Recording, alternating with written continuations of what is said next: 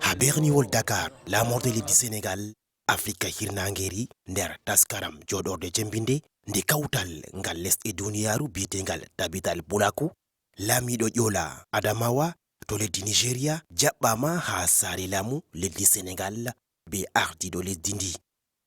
mo Allah ɓamti daraja muɗum lamiɗo Mohammed Barkindo Aliyu Mustafa laati mapindijo ha nder kawtal ngal wato bana townaɗo nder magal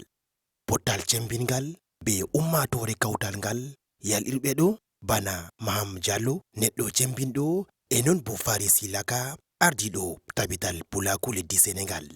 ɓe ceyi masin be wallinde nde dawla leddi Sénégal ɗo waɗa ngam woɗugo kawtal ngal tabital pulaku ɗum kawtal mapindiwal hawtingal lesɗe fere bakin no gas e nayi nder lesɗe Afrika cendi ɗum ɗemgal gotal wato fulfulde. L'association œuvre pour la promotion de la langue. Donc c'est au plan culturel. Kawtal ngal ɗo habda ngam yeniɗingo ɗemgal ɗum gal ala adaji e gal bolle on ɗum waliti takkude mon ngam darajaji pulaku ha ko ɓuri wolde ɗum darajaji ɗuɗɗi on mawninama miɗo tamma ɗum ha nani en wallita ngam sankitidgo darajaji ɗi laatiɗi cembinɗi darajaji kuuɗe boɗɗe neɗɗaku diina e imanaku enen bo darajaji goɗɗi hawtiɗi ko en mbiyata kalimawol pulaku. Toutes ces valeurs et de tant d'autres valeurs qui fondent ce concept de pulaku. woɗugo jaɓɓama yettama be ardiɗo kawtal ngal biyeteɗo Elhaj Alpha Amadou Diallo e nden yela mako leddi Sénégal laata leddi tamminde jaɓɓugo moftorde ngam nyalade duniyaru nde nagge ha lewru 12 hitande nde jawabol latingol be jawal to ardiɗo leddi Sénégal ngam bo no larugo jahargal durgol ha lesdi ndi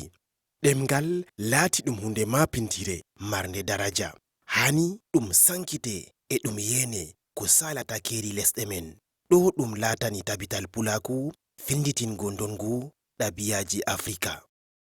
Au-delà de nos barrières linguistiques classiques, keri bolle men funangeje e ɓawo keri lesɗe men en godi ha nokkure nde ha ko sali Afrika hinangeri ma ha yotta leddi Cameroun en godi nokkure mapindire nde Afrika e en godi kawtal ɗemgal ngal ngam sembiɗina ngal e nden ma en sembiɗina bolle Afrika luttuɗe ngam ɗum ɗo man laati daraja ndongu men e ko en goni bo. le reflet de notre civilisation et de ce que nous sommes. Fulfulde ko bo pular laati ɗum hunde wore ko lesɗe ɗe faransaje turankoje e lesɗe goɗɗe sendata ardiɗo leddi Sénégal mo Allah ɓamti daraja muɗum biyeteɗo Macky Sall sey be jaɓɓugo kawtal ngal e nden laamiɗo waɗani ardiɗo o do'a ngam woɗugo jahargal kuuɗe mako ha leddi Sénégal e non bo ha kawtal lesɗe Afrika hirnangeri ɗo ko o laati ardaniɗo jonta ha kawtal lesɗe ɗe e nden bo do'a ngam de'ende e jonde jam.